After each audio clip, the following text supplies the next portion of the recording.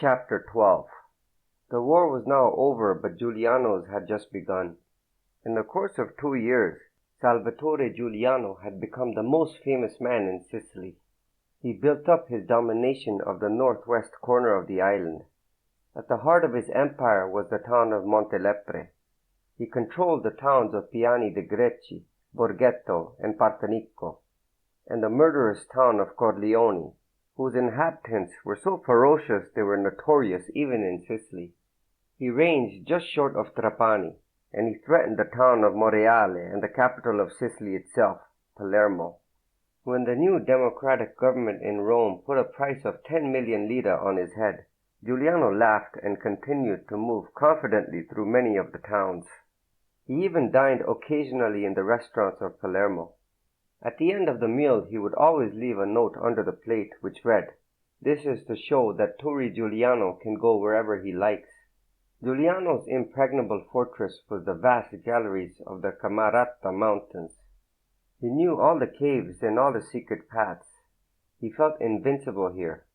He loved the view of Montelepre below him, the Partenico plain that stretched away to Trapani and the Mediterranean Sea. As twilight became blue, reflecting the faraway sea, he could see the ruined Greek temples, the orange groves, the olive orchards, and the grain-filled fields that were western Sicily. With his binoculars he could see the padlocked roadside shrines holding their dusty saints inside. From these mountains he sallied forth with his men onto the white dusty roads to rob government convoys, stick up railway trains, and relieve rich women of their jewels. The peasants riding on their painted carts in holy festivals saluted him and his men at first with fear and then with respect and affection. There was not one of them, not a shepherd or laborer, who had not benefited from his distribution of loot. The whole countryside became his spies. At night, when children said their prayers, they included a plea to the Virgin Mary to save Giuliano from the carabinieri. It was a countryside that fed Giuliano and his men. There were the olive and orange groves, the vineyards of grapes. There were the flocks of sheep whose shepherds looked the other way when the bandits came for a few lambs. Through his landscape Giuliano moved like a ghost, lost in the hazy blue light of Sicily, which is the Sicilian Mediterranean Sea reflected from the sky.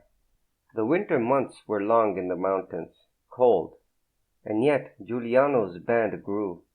At night scores of campfires freckled the slopes and valleys of the Camerata range. The men used the firelight to clean their guns, repair their clothing, do their laundry in the nearby mountain stream.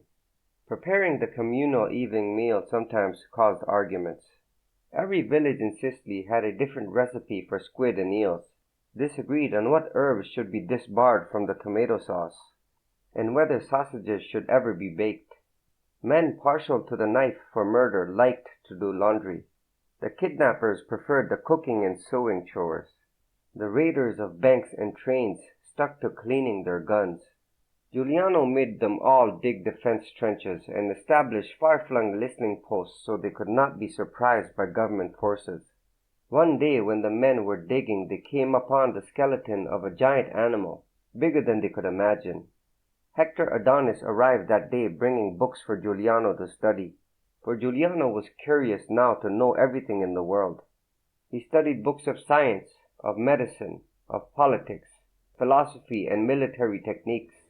Hector Adonis brought him sackfuls every few weeks.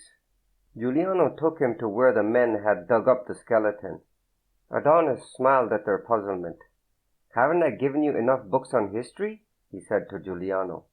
"A man who does not know the history of mankind for the last 2,000 years is a man living in the dark." He paused for a few moments. The mellow voice of Adonis was the lecturing voice of a professor. "This is a skeleton of a war machine employed by Hannibal of Carthage, who 2,000 years ago traveled over these mountains to destroy imperial Rome. It is the skeleton of one of his war elephants, trained to combat and never before then seen on this continent. How frightening they must have been to those Roman soldiers. Yet they availed Hannibal nothing. Rome vanquished him and destroyed Carthage. These mountains have so many ghosts, and you have found one of them. Think, Turri, one day you will be one of the ghosts. And Giuliano did think all that night. The idea pleased him that he would someday be one of the ghosts of history. If he were killed, he hoped it would be in the mountains. He had the fantasy that, wounded, he would crawl into one of the thousands of caves and never be found until some accident discovered him, as had happened with Hannibal's elephant. They changed the encampments many times during the winter, and for weeks at a time the band dispersed altogether and slept in the houses of relatives, friendly shepherds, or the great empty granaries that belonged to the nobility. Giuliano spent most of the winter studying his books and making his plans.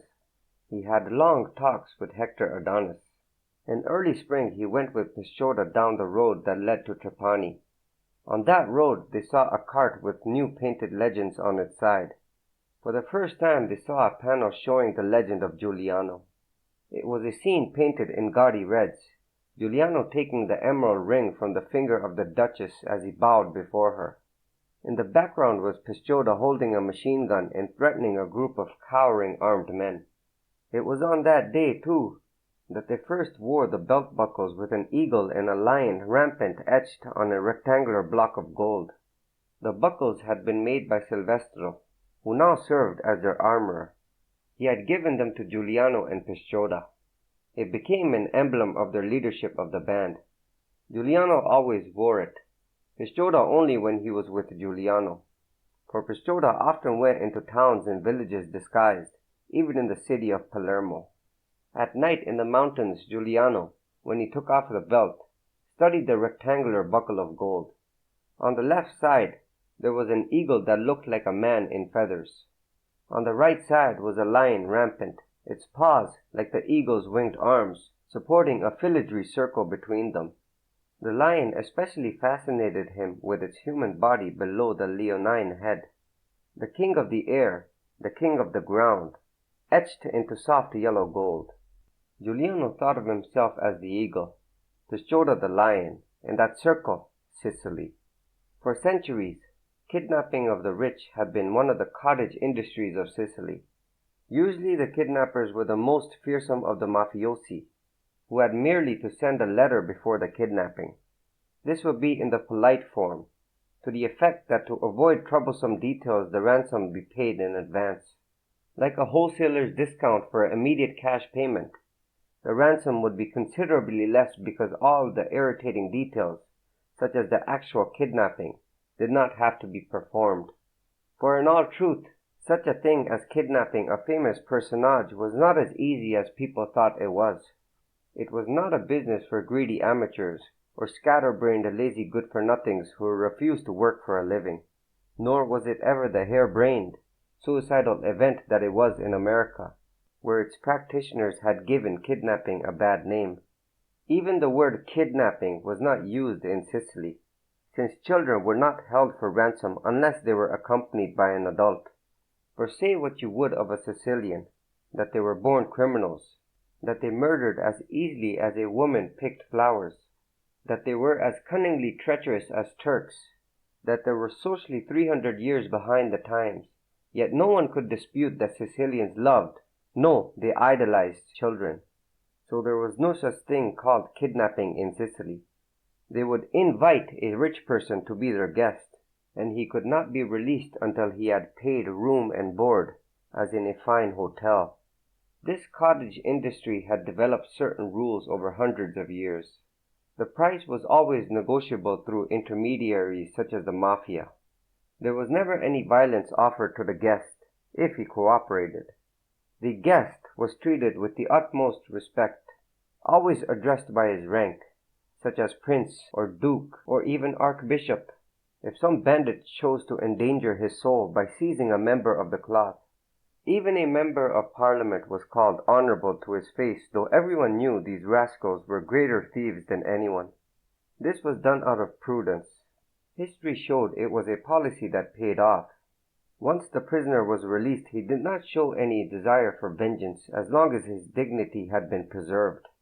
There was the classic case of the great duke, who, after being released, and then leading the carabinieri to where he knew the bandits were hiding, had then paid for their defense lawyers. When despite this they were convicted, The Duke interceded to cut their long prison term in half. This was because they had treated him with such exquisite tact and politeness that the Duke declared he had never encountered such fine manners even in the highest society of Palermo. Conversely, a prisoner who had been ill-treated would, upon his release, spend a fortune having his captors hunted down, sometimes offering a reward larger than the ransom paid. But in the ordinary course of things, if both parties behaved in a civilized manner, the price was haggled over and the prisoner released.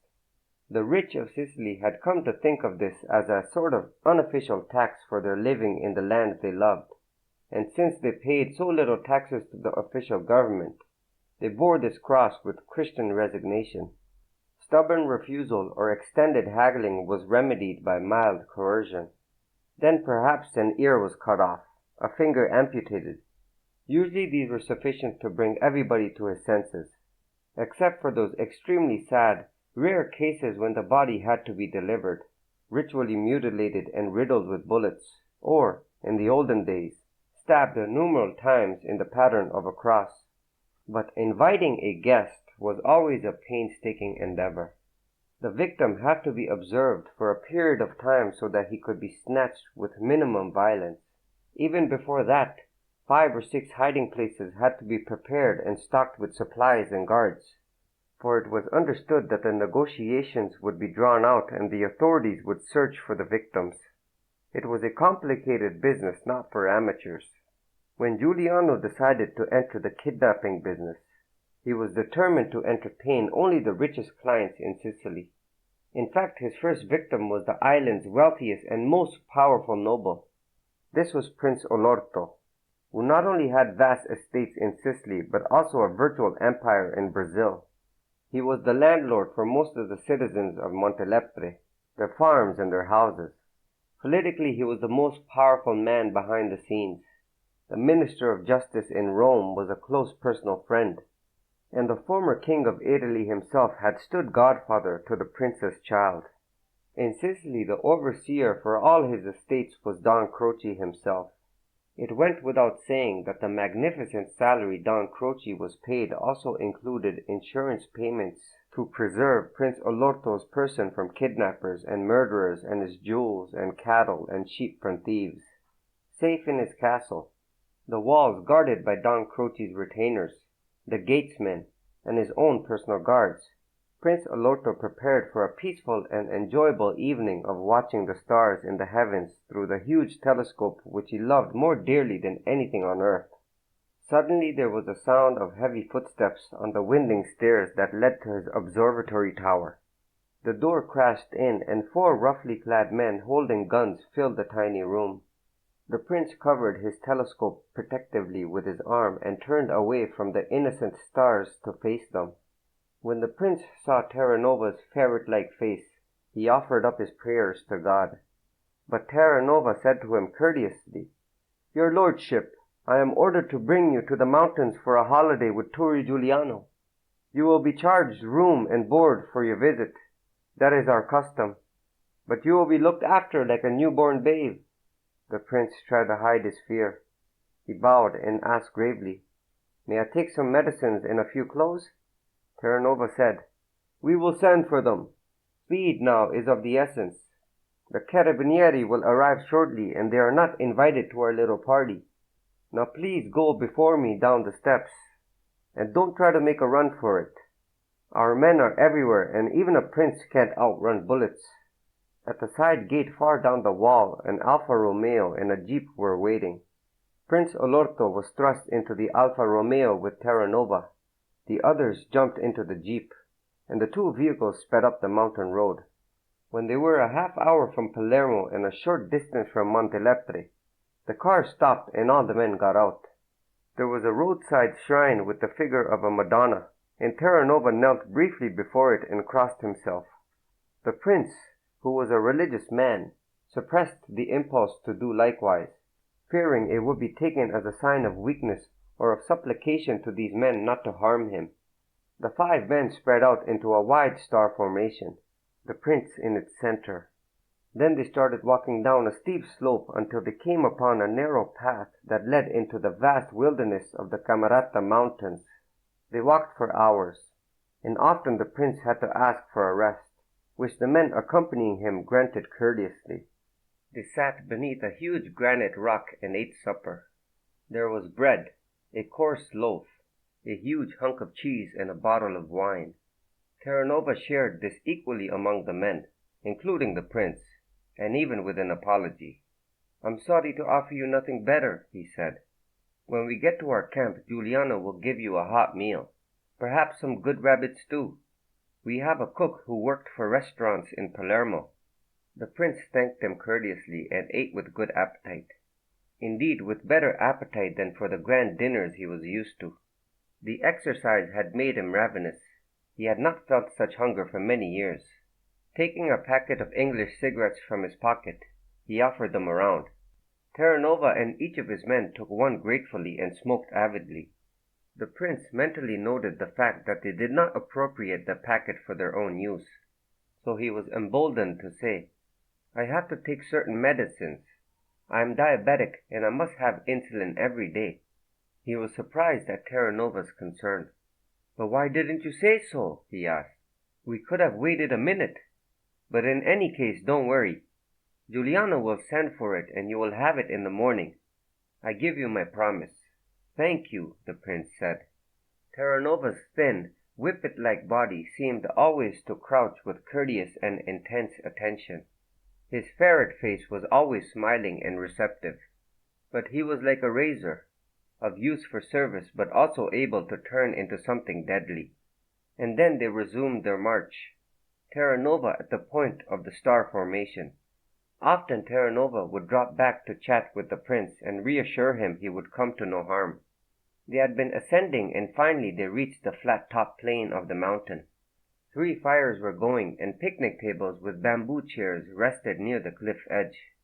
At one table Guiliano was reading a book by the light of an American Army battery lamp.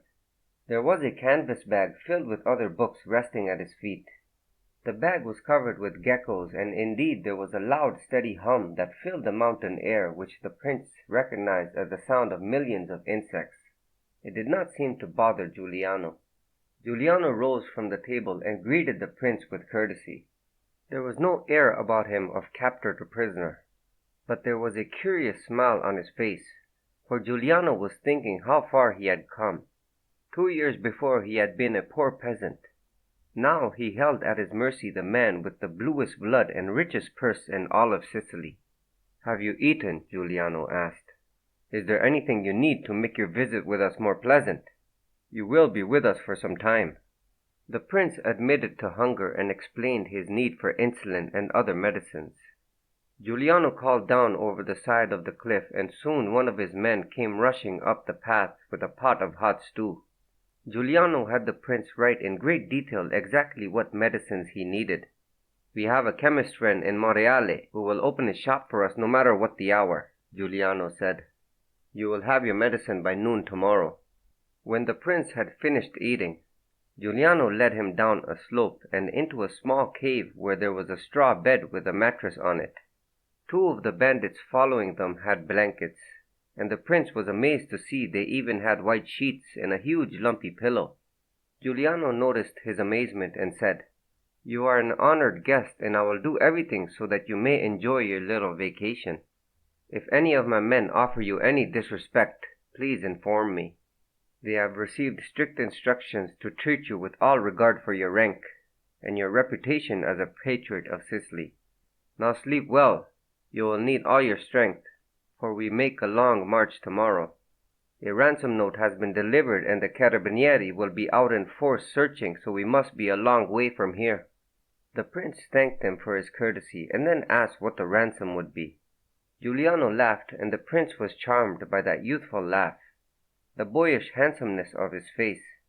But with Guiliano's answer the charm vanished. "Your government has set a price of 10 million lire on my head. It would be an insult to your lordship if the ransom were not 10 times as high." The prince was stunned, then said ironically, "I hope my family thinks as highly of me as you do." "It will be open to negotiation," Guiliano said. When he left, the two bandits prepared the bed and then sat outside the cave. Despite the absolute roar of the insects, Prince Olorto slept better than he had in years. Guiliano had been busy throughout the night. He had sent men to Montelepre for the medicine. He had lied to the prince when he said Monreale. Then he had sent Terranova to the abbot Manfredi at his monastery. He wanted the abbot to handle the ransom negotiations, though he knew that the abbot would have to work through Don Croce. But the abbot would be a perfect buffer, and Don Croce would get his commission. The negotiations would be long, and it was understood that the full sum of 100 million lire could not be paid. Prince Olorto was very rich, but, historically, the first demand was not the real price. The second day of Prince Olorto's kidnapping was a very pleasant one for him. There was a long but not arduous march to a deserted farmhouse deep in the mountains. Guiliano was very much the lord of the comfortable manor, as if he were a wealthy countryman honored by a surprise visit from his king. With his sharp eye, Guiliano saw that Prince Olorto was distressed by the condition of his clothes, that he looked regretfully at the carefully tailored English suit he had paid so much for being frayed by wear. Guiliano asked him without contempt, but only with real curiosity, "Do you really care so much for what you wear on the outside of your skin?" The prince had always had a pedagogical turn of mind, and certainly in these circumstances they both had time on their hands. So he gave Guiliano a speech on how correct clothing, beautifully tailored and of the finest materials, could enrich a man such as himself. He described the tailors in London, so snobbish that they made Italian dukes seem like communists in comparison. He told of all the different kinds of fabrics, the great skills, the time spent in getting innumerable fittings. "My dear Guiliano," Prince Olorto said, "it's not the money. Though Saint Rosalie knows what I paid for this suit would keep a Sicilian family for a year, and pay for their daughter's dowry too. But I have to go to London. I have to spend days with tailors who push me back and forth. It is a miserable experience. So I regret that this suit is ruined. It can never be replaced." Guiliano was studying the prince with sympathy, and he asked, "Why is it so important to you and your class that you must dress so extravagantly, or forgive me, so correctly? Even now you still wear your tie though we are in the mountains. When we entered this house I noticed you button your jacket as if some duchess were waiting to greet you." Now Prince Olorto, though he was an extreme reactionary politically, and like most of the Sicilian nobility had no sense of economic justice, had always had a sense of identity with the lower classes. He felt that they were human beings like himself, and no man who worked for him and minded his manners and knew his place would be left in want. The servants in his castle adored him. He treated them like members of the family. There were always gifts for their birthdays and little treats for them on the holidays. During family meals, when no outside guests were present, the servants waiting on the table would join in the family discussion and give their opinions on the noble family's problems. And this was not uncommon in Italy. The lower classes were treated cruelly only when they fought for their economic rights. And now the prince took the same attitude toward Guiliano, as if his captor were only his servant who wanted to share his life, the enviable life of a very rich and powerful man. The prince was suddenly aware that he could turn his period of captivity into an advantage that might even make paying his ransom worthwhile. But he knew he had to be very careful, that he had to exert his charm to the utmost without any condescension, that he had to be frank and sincere and as truthful as he could be, and that he could not try to make too much capital of the situation, for Guiliano could spring from weakness to strength. So now he answered Guiliano's question seriously and with great genuineness. He said with a smile, "Why do you wear that emerald ring, that gold buckle?" He waited for an answer, but Guiliano only smiled. The prince went on, "I married a woman even richer than myself. I have power and political duties. I have estates here in Sicily, and an even larger estate in Brazil through my wife. People in Sicily kiss my hands as soon as I take them out of my pockets, and even in Rome I am held in great esteem, for in that city money commands. Everyone's eyes are upon me. I feel ridiculous. I have done nothing to earn all this. But it is mine to keep, and I must keep it. I cannot disgrace that public person. Even when I go out hunting in what seems to be a rough garb of a countryman, I must look the part perfectly, that of a rich and great man going hunting. How I envy men like you and Don Croce sometimes, who hold your power in your head and your heart, who have won your power by your courage and your cunning. Isn't it laughable that I do almost the same thing by going to the best tailor in London?" He delivered this speech so prettily that Guiliano laughed aloud. In fact, Guiliano was so amused that the two of them ate dinner together and talked long of the miseries of Sicily and the poltrooneries of Rome. The prince knew of Don Croce's hope to enlist Guiliano and tried to further that aim. "My dear Guiliano," he said, "how is it that you and Don Croce do not join together to rule Sicily?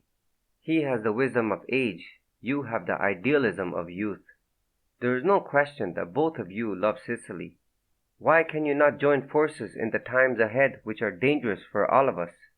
Now that the war is over, things are changing. The communists and the socialists hope to degrade the church, destroy blood ties. They dare to say that duty to a political party is more important than the love for your mother, the devotion you owe your brothers and sisters. What if they were to win the elections and set the policies in motion?" "They can never win," Guiliano said. "Sicilians will never vote communist." "Don't be so sure," the prince said. "You remember Silvio Fera. He was your boyhood friend. Good boys like Silvio went to the war and came back infected with radical notions. Their agitators promise free bread, free land. The innocent peasant is like a donkey following a carrot. They may very well vote socialist.